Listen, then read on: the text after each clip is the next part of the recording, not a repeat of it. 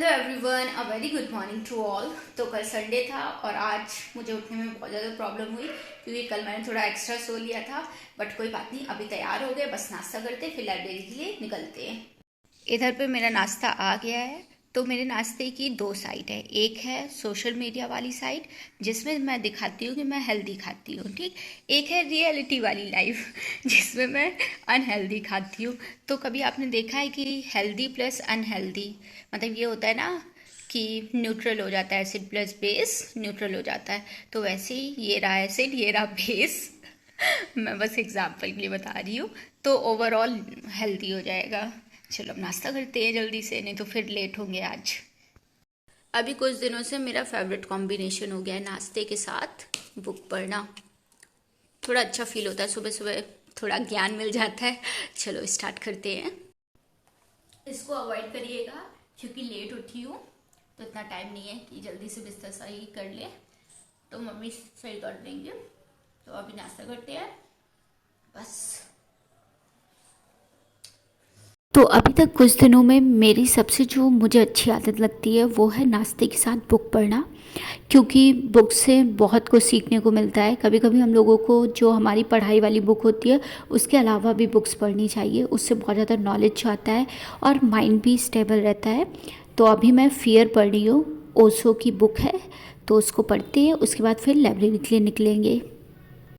तो आप भी फ्री टाइम में या फिर जब आप डीमोटिवेट फील करते हैं या फिर बहुत ज़्यादा स्ट्रेस हो जाता है तो उस टाइम बुक्स पढ़ सकते हैं या फिर थोड़ी फिजिकल एक्टिविटीज़ कर सकते हैं, थोड़ा रनिंग जॉगिंग ये सब ऐड कर सकते हैं।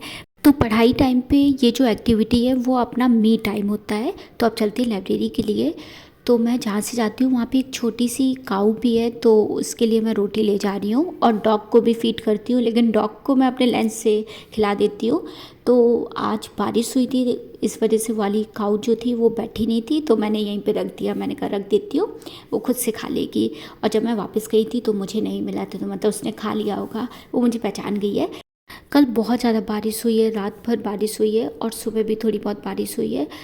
तो आपकी सिटी में बारिश हो रही है कि नहीं हो रही है तो आप कमेंट में बताइएगा। बारिश के बाद मौसम तो बहुत ज़्यादा अच्छा हो जाता है, लेकिन सड़कों की हालत तो बहुत ज़्यादा बुरी हो जाती है। सिर्फ थोड़ी सी बारिश हुई और सड़क की हालत देखिए आप लोग, मतलब क्रॉस भी नहीं कर सकते हैं रोड। तो यहाँ पे ई रिक्शे में मैं बैठ गई हूँ, 5 मिनट का रास्ता है मेरा लाइब्रेरी तक पहुँचने का, तो बहुत जल्दी पहुँच जाती हूँ।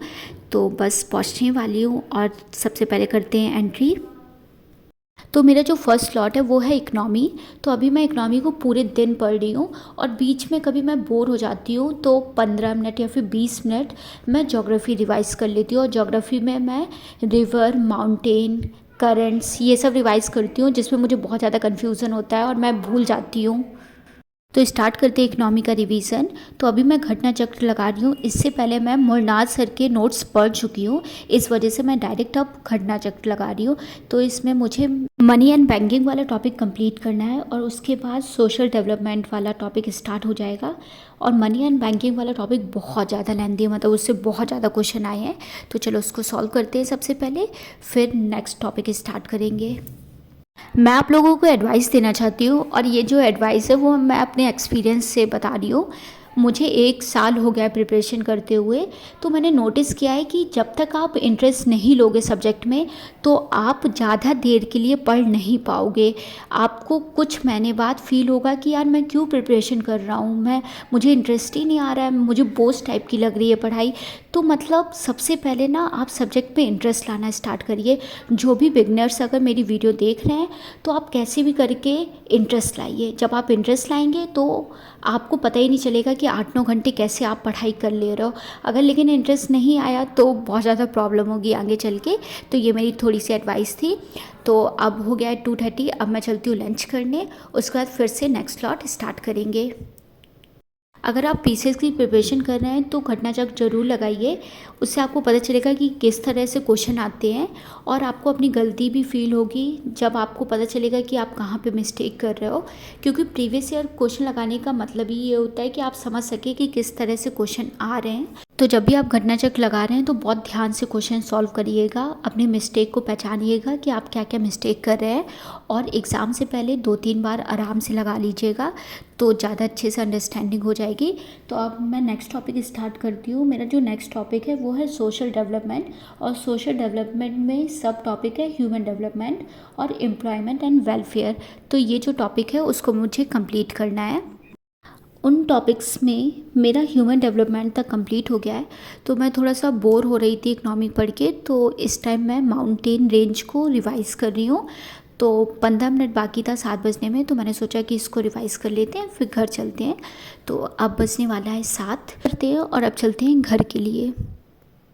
एंट्री क्लोज़ करते हैं। तो अभी मैं 11 से 7 बजे तक ही पढ़ रही हूँ, लेकिन नेक्स्ट मंथ मैंने सोचा है कि मैं 1 घंटे और इंक्रीज़ करूँगी, क्योंकि मुझे रिवीजन के बाद टेस्ट सीरीज़ भी सॉल्व करनी है पीसेस की।